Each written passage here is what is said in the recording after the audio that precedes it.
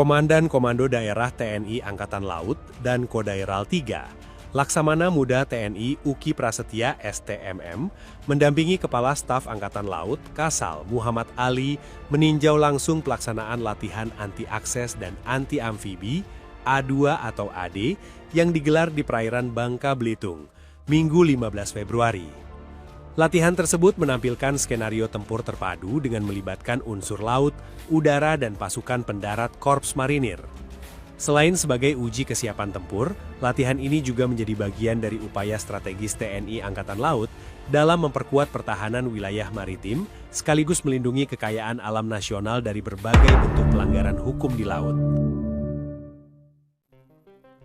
Guys, Indonesia resmi menjalankan simulasi perang. Latihan ini bahkan melibatkan 9 KRI dan juga drone kamikaze untuk melindungi batas-batas wilayah Republik Indonesia. Kita tahu teman-teman, latihan ini digelar karena instruksi langsung dari Presiden Prabowo Subianto, di mana Pak Prabowo kemarin mengatakan bahwa Indonesia ini harus siap berperang jika ingin damai. Karena banyak negara-negara yang tidak mau melihat negara kita tercinta ini maju, melihat negara Indonesia ini damai, dan juga melihat rakyatnya sejahtera. Karena itu selalu saja ada rongrongan dari luar yang ingin menjatuhkan Indonesia. Salah satunya terkait isu batas-batas wilayah. Kita tahu saat ini Ambalat sedang panas-panasnya, teman-teman. Sedangkan ya Pak Prabowo melihat Ambalat ini sebagai hal yang sangat penting. Kendati Pak Prabowo telah membuka pintu yang sangat lebar untuk Malaysia mengelola Ambalat bersama-sama, rupanya mereka tidak puas. Dewan Perwakilan Malaysia bahkan mendesak PM Anwar Ibrahim untuk menyatakan perang kepada Indonesia, mengambil alih Ambalat, bahkan menyebut Ambalat itu adalah Laut Sulawesi, bukan Ambalat. Nah, hari ini teman-teman, kita mendapatkan informasi ini A1 dari Komandan Komando Daerah TNI Angkatan Laut dan Kodairal 3 Laksamana Muda TNI Uki Prasetya STMM yang mendampingi Kepala Staf Angkatan Laut Kasal Muhammad Ali. Nah, biar tidak penasaran, kita simak informasi selengkapnya. Komandan Komando Daerah TNI Angkatan Laut dan Kodairal 3, Laksamana Muda TNI Uki Prasetya STMM, mendampingi Kepala Staf Angkatan Laut Kasal Muhammad Ali meninjau langsung pelaksanaan latihan anti-akses dan anti-amfibi A2 atau AD yang digelar di perairan Bangka Belitung, Minggu 15 Februari. Latihan tersebut menampilkan skenario tempur terpadu dengan melibatkan unsur laut, udara, dan pasukan pendarat Korps Marinir. Selain sebagai uji kesiapan tempur, latihan ini juga menjadi bagian dari upaya strategis TNI Angkatan Laut dalam memperkuat pertahanan wilayah maritim, sekaligus melindungi kekayaan alam nasional dari berbagai bentuk pelanggaran hukum di laut. Dalam latihan tersebut, TNI AL mengerahkan 9 kapal perang Republik Indonesia atau KRI yang tergabung dalam satu gugus tugas tempur. Sejumlah kapal yang terlibat antara lain KRI Brawijaya 320, KRI Raden Edi Martadinata 331, serta kapal penyapu ranjau terbaru KRI Pulau Fani 731. Skenario latihan mencapai puncaknya saat KRI Raden Edi Martadinata 331 melaksanakan penembakan meriam 76 mm dengan presisi tinggi ke arah sasaran laut. Dentuman meriam menjadi pembuka fase ofensif dalam skema anti-akses atau A2, yaitu strategi untuk mencegah atau membatasi masuknya kekuatan lawan ke wilayah kedaulatan nasional. Tak hanya itu, TNI AL juga mengerahkan drone kamikaze dan drone pengintai atau surveillance untuk melumpuhkan target secara senyap. Pemanfaatan teknologi nirawak tersebut menunjukkan peningkatan kemampuan peperangan modern berbasis teknologi tinggi. Pada fase anti-amfibi atau AD, roket MLRS Korps Marinir ditembakkan dari garis pantai sebagai bentuk pertahanan terhadap potensi pendaratan musuh. Suara roket yang menggetarkan garis pantai menjadi simbol kesiapan pertahanan berlapis dalam menghadapi ancaman invasi dari laut. Latihan kemudian dilanjutkan dengan penerjunan tempur prajurit marinir dari pesawat CASA milik Pusat Penerbangan TNI AL atau Puspenerbal. Operasi lintas udara ini mensimulasikan penguatan cepat pasukan di wilayah yang menjadi titik krusial pertahanan. Dan Kodairal 3 Laksamana Muda TNI Uki Prasetya menegaskan bahwa latihan ini menjadi tonggak penting karena untuk pertama kalinya mengintegrasikan berbagai teknologi terbaru dalam satu skenario tempur terpadu. Dalam latihan ini kita ingin memastikan tidak ada celah bagi lawan untuk masuk ke wilayah kita, ujar Uki Prasetya di sela-sela peninjauan. Ia menyebutkan penggunaan drone kamikaze, sistem pengawasan modern, hingga pusat kendali mobile atau mobile command merupakan bagian dari transformasi TNI AL menuju kekuatan maritim yang adaptif dan responsif terhadap dinamika ancaman. Menurutnya, karakteristik geografis Indonesia sebagai negara kepulauan menuntut kesiapan penuh dalam konsep pertahanan laut berlapis. Strategi A2 atau AD dinilai relevan untuk menjawab potensi ancaman baik konvensional maupun non-konvensional. Selain aspek militer, latihan ini juga dikaitkan dengan upaya pengamanan sumber daya alam nasional. Wilayah perairan Bangka Belitung selama ini dikenal sebagai salah satu kawasan strategis dengan potensi sumber daya laut dan mineral yang besar. Dalam kesempatan tersebut, Dan Kodairal 3 bersama Kasal juga meninjau barang bukti hasil operasi keamanan laut atau OPSKAMLA yang dilaksanakan secara sinergis bersama unsur Satgas Tricakti. Barang bukti tersebut merupakan hasil penindakan terhadap aktivitas ilegal di laut, termasuk dugaan praktik penambangan ilegal atau illegal mining. Kegiatan tersebut disebut sebagai bagian dari implementasi arahan Presiden RI Prabowo Subianto terkait pemberantasan praktik ilegal yang merugikan negara dan merusak lingkungan. TNI AL menegaskan komitmennya untuk tidak hanya menjaga kedaulatan wilayah, tetapi juga melindungi kekayaan alam nasional dari eksploitasi ilegal oleh pihak-pihak yang tidak bertanggung jawab. Kasal Laksamana TNI Muhammad Ali menegaskan bahwa latihan A2AD ini menjadi bagian dari program pembinaan kekuatan dan kesiapan operasional TNI AL secara berkelanjutan. Ia menilai integrasi antar unsur laut, udara, dan pasukan pendarat menjadi kunci dalam menghadapi spektrum ancaman yang semakin kompleks. Latihan ini bukan sekedar simulasi, tetapi wujud kesiapan nyata prajurit dan alutsista dalam menjaga kedaulatan NKRI. Konsep A2AD yang diterapkan TNI AL sejalan dengan tren strategi pertahanan modern di berbagai negara maritim.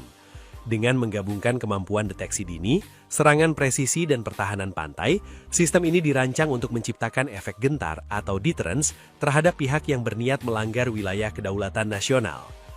Oleh karena itu, kesiapan unsur pertahanan laut di kawasan ini dinilai krusial. Dalam latihan ini kita melibatkan 9 KRI, kemudian 7 pesawat udara, dan 1.443 personel. Ya. Gabungan ada unsur laut dan unsur marinir. Dan latihan ini juga sekaligus untuk membuktikan bahwa Angkatan Laut harus mampu melaksanakan operasi pertahanan pantai. Operasi latihan ini digelar di Bangka Belitung, sekaligus kita mengamankan upaya dari penyelamatan sumber daya alam yang ada di Bangka Belitung ini, terutama Pasir Timah, di mana saat ini sudah berjalan pengamanan terhadap penyelundupan atau penggagalan terhadap penyelundupan timah sebesar 496 ton, terdiri dari biji timah, kemudian batang timah, dan koin timah. Dan ini semua bisa dilaksanakan karena sinergitas dari Satgas Trisakti yang digelar dari 3 matra, darat, laut, dan udara. Kemudian juga dibantu oleh unsur-unsur Angkatan Laut dalam mencegah penyelundupan yang selalu dilakukan lewat laut. Namun tidak hanya sekedar penyelundupan lewat laut, di darat pun akan dilaksanakan penertiban terhadap upaya-upaya penyelundupan secara ilegal dari biji timah sekaligus tanah jarang yang ada kandung di dalamnya. Hal ini harapannya bisa mencegah upaya-upaya penyelundupan lainnya yang nantinya bisa merugikan kekayaan negara. Latihan pertahanan pantai, anti akses, dan anti amfibi ini baru pertama kali kita latihan. Kita latihkan baru pertama kali, dan kita berupaya melibatkan seluruh teknologi yang baru kita terima. Ya, seperti tadi ada drone surveillance, kemudian ada drone kamikaze. Kemudian juga kita menggunakan mobile command, puskodal mobil, sehingga kita bisa gerakkan itu ke seluruh daerah. Dan ini nantinya merupakan pengembangan dari latihan anti akses dan anti amfibi yang akan kita terapkan dan ditugaskan kepada Komandan Kodaeral ya, untuk melaksanakan pertahanan pantai dari kemungkinan serangan lawan. Dan ini juga melihat situasi geopolitik saat ini, jadi kita harus selalu siap dalam segala hal dan kita kembangkan, kita cobakan latihan-latihan yang dulunya belum pernah kita latihkan. Ya, tadi kita melibatkan juga unsur-unsur marinir seperti roket multilaras RM70 Grad ya, untuk harusnya RM70 Grad ini biasanya digunakan untuk artileri terhadap sasaran darat, sekarang kita coba untuk sasaran laut dan ini terbukti cukup efektif. Sepanjang periode 2025 hingga awal 2026, TNI Angkatan Laut mencatat capaian signifikan dalam operasi pengamanan laut di wilayah barat Indonesia, khususnya di perairan Bangka Belitung. Bersama unsur Satuan Tugas Penertiban Penambangan Ilegal Terpadu atau Satlap Tricakti, TNI AL berhasil menyita 496.892 ton timah senilai sekitar 173,6 miliar rupiah. Tak hanya itu, aparat juga mengamankan 10.762,117 ton logam tanah jarang atau Rare Earth Elements atau REE seperti monazit dan zirkon yang diduga akan diselundupkan ke luar negeri. Komoditas tersebut memiliki nilai strategis tinggi karena menjadi bahan baku industri teknologi, energi rekayasa terbarukan, hingga pertahanan. Keberhasilan tersebut merupakan hasil rangkaian operasi keamanan laut atau OPSKAMLA yang digelar secara intensif di sejumlah titik rawan penyelundupan. Perairan Bangka Belitung selama ini dikenal sebagai salah satu sentra produksi timah nasional, sekaligus kawasan yang kerap menjadi jalur keluar masuk komoditas tambang ilegal. Modus yang terungkap beragam, mulai dari pengiriman menggunakan kapal kayu tradisional hingga kapal berbobot besar yang berupaya mengelabui patroli dengan memanfaatkan celah pengawasan di malam hari. Dalam beberapa kasus, muatan mineral disamarkan sebagai komoditas lain atau dikirim secara bertahap untuk menghindari deteksi aparat. Nilai ekonomi barang sitaan yang mencapai ratusan miliar rupiah diperkirakan hanya sebagian dari potensi kerugian negara akibat praktik penambangan dan penyelundupan ilegal. Selain merugikan penerimaan negara dari sektor pajak dan royalti, aktivitas tersebut juga berdampak pada kerusakan lingkungan dan konflik sosial di wilayah tambang. Timah sendiri merupakan komoditas strategis yang menempatkan Indonesia sebagai salah satu produsen utama dunia. Sementara logam tanah jarang seperti monazit dan zirkon memiliki nilai tambah tinggi dalam rantai pasok global. Permintaan dunia terhadap REE terus meningkat seiring berkembangnya industri baterai kendaraan listrik, panel surya hingga perangkat elektronik canggih. Karena itu, pengamanan distribusi komoditas ini dinilai bukan hanya soal penegakan hukum, tetapi juga bagian dari perlindungan kepentingan ekonomi nasional jangka panjang. Selain aspek ekonomi, praktik penambangan ilegal di Bangka Belitung juga menimbulkan dampak lingkungan serius. Aktivitas tambang tanpa izin kerap menyebabkan kerusakan ekosistem pesisir, sedimentasi perairan hingga menurunnya kualitas habitat laut yang berdampak pada nelayan setempat. Dari sisi keamanan, jalur distribusi mineral ilegal seringkali bersinggungan dengan jaringan penyelundupan lintas wilayah, bahkan lintas negara. Karena itu, penguatan patroli laut dinilai penting untuk memutus mata rantai perdagangan ilegal yang lebih luas. Dengan capaian penyitaan hampir 500 ton timah dan lebih dari 10.000 ton logam tanah jarang dalam kurun 2 tahun, pemerintah berharap efek jera dapat tercipta bagi pelaku.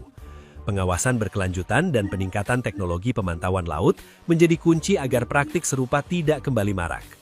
Langkah tegas ini juga diharapkan mampu menjaga reputasi Indonesia sebagai produsen mineral strategis yang mengedepankan tata kelola legal dan berkelanjutan.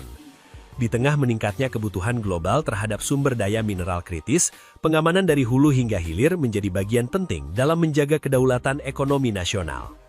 Latihan dramatis yang digelar minggu tersebut menjadi pesan tegas bahwa TNI AL siap mengawal wilayah perairan Indonesia Ya, teman-teman, sudah kita simak ya informasi-informasi terkait apa yang dilakukan Pak Prabowo. Salah satunya ya diplomasi alutsista, pertahanan, dan juga ekonomi. Kalau misalnya ini berhasil tentu akan membawa banyak sekali keuntungan untuk Indonesia. Walaupun ya orang-orang yang kontra, yang mengkritisi pasti ada. Ya Pak Prabowo tidak bisa menyenangkan semua orang. Pak Prabowo hanya manusia biasa yang hanya bisa melakukan yang terbaik bagi bangsa ini. Ya terlepas kalau misalnya masih ada yang kritik, ya kenapa Pak Prabowo masuk Board of Peace, kenapa masih bersekutu dengan Malaysia? Ya Anda mikirlah, kalau misalnya kita terang-terangan mendeklarasikan perang dengan Amerika, ya itu bunuh diri. Orang waras mana yang mau melawan Amerika? Lebih baik ya kita bekerja sama sambil kita tetap menjaga batasan. Ya nggak? Nah, gimana menurut kalian? Teman-teman punya pendapat lain? Coba tulis di kolom komentar. Kita bakal diskusikan. Terima kasih, teman-teman. Kita bakal lanjut di video selanjutnya. Assalamualaikum warahmatullahi wabarakatuh.